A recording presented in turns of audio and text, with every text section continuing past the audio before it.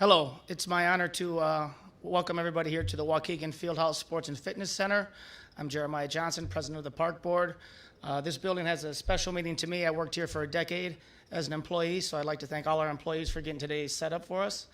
And we'd like to thank the state and the governor for park grant funds and OSLAD funds to help us build beautiful facilities like these. And with no further ado, I'd like to introduce our governor, Mr. J.B. Pritzker. Thank you. Got it?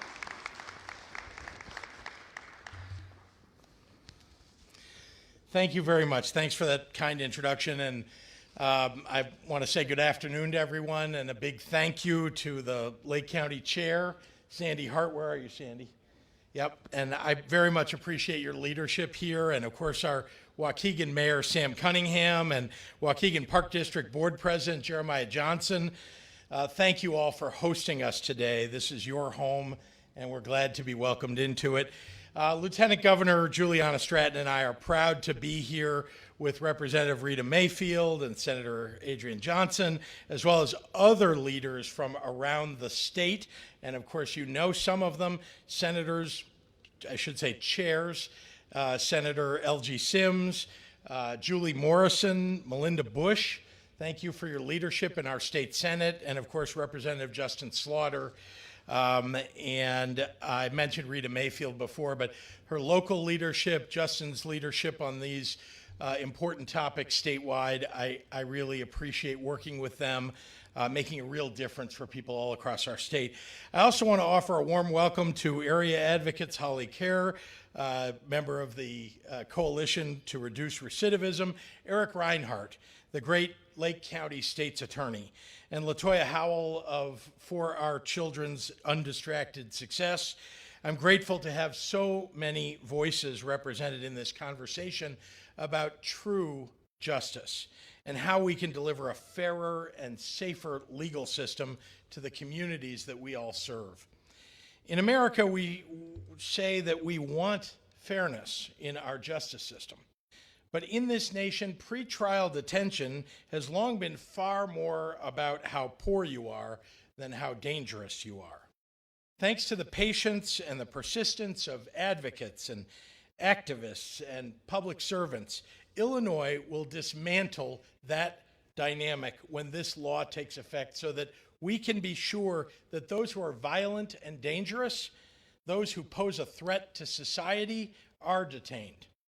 Illinois is becoming a national leader in pursuing a more just, safe, and fair criminal justice system, while also acknowledging there is more work to be done.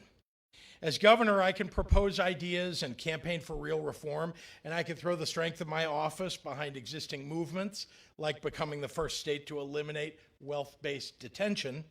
And if a bill makes it through the legislature, I can proudly affix my signature on the end result, including the bill initiative that Representative Mayfield sponsored and passed to allow prisoners access to job and career building websites before their release, increasing the likelihood that incarcerated people can rehabilitate themselves and build a better life.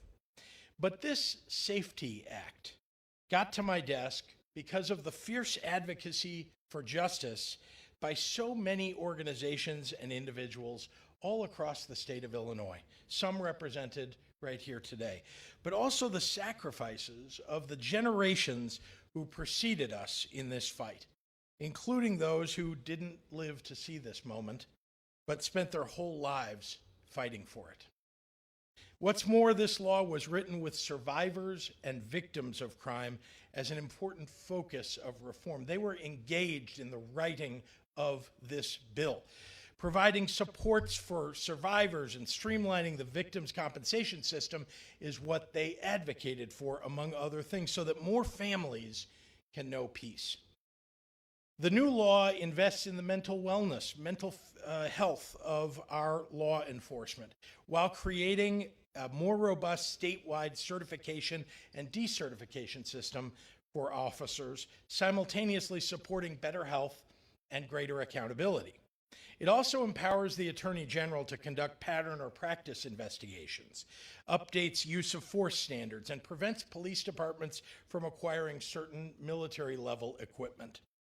We've already seen some opponents of this law spread untruths and promote political fear-mongering. But the changes that will be brought about by this law will bring more justice and more fairness to many who have so often been forgotten.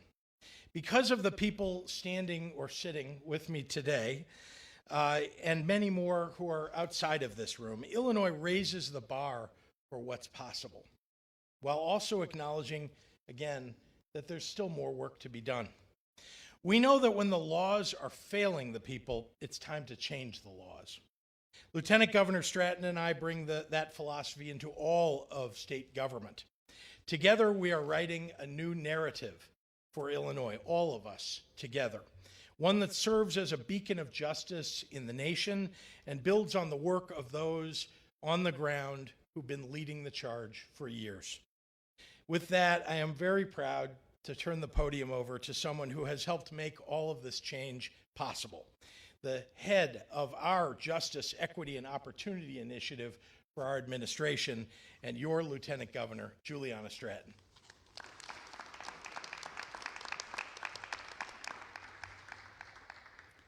Good afternoon, everyone.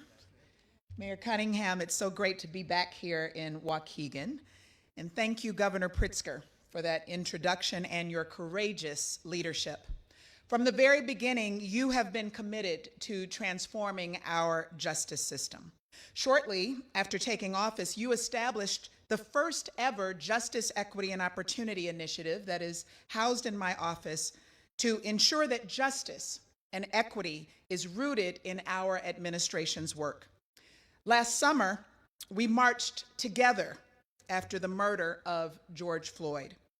And together we cried out for justice for Breonna Taylor, Ahmaud Arbery, Tony McDade, and so many others, too many others. This past fall, we proposed 7 criminal justice reform principles expressing our social justice values and foundational principles for modernizing our justice system. And now today, our bill signing that happened just about 2 weeks ago, it's just one more example of how you are a man of your word and committed to repairing the harm that has been done by the criminal justice system, especially to Black and brown communities. House Bill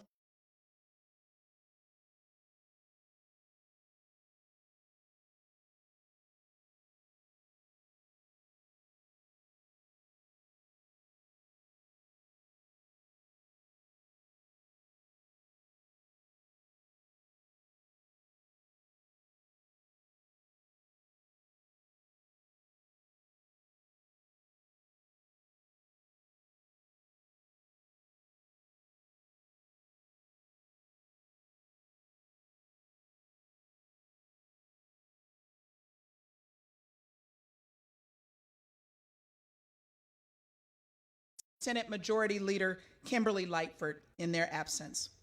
Thank you for artfully guiding the ship to this historic moment. And thank you to the advocates and leaders from communities throughout Illinois, some of who are on the front lines right here in Waukegan and Lake County, who for years have raised your voices and refused to give up in the face of opposition that said, wait, we need more time. These changes are happening too fast. We need more meetings. We need more conversations. But you see, Dr. King said it best when he said that wait has almost always meant never. That justice too long delayed is justice denied. Here in Illinois, whether it is ensuring police accountability or no longer criminalizing poverty by ending cash bail, we are making it clear that justice can no longer be denied and that Black and brown communities, which are too often over-policed and over-incarcerated and under-resourced can no longer wait. We deserve safe communities.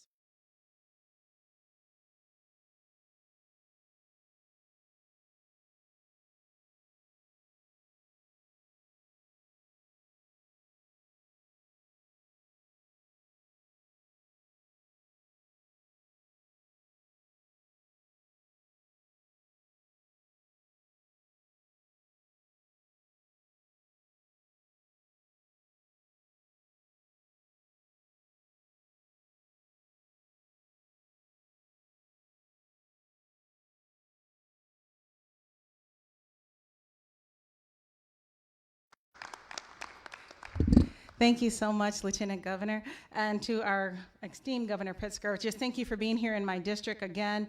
I also want to thank my colleagues who took the time to drive out this way, Representative Slaughter and Senator L.G. Sims. They fought fearlessly for this legislation. You know, even though I gave them a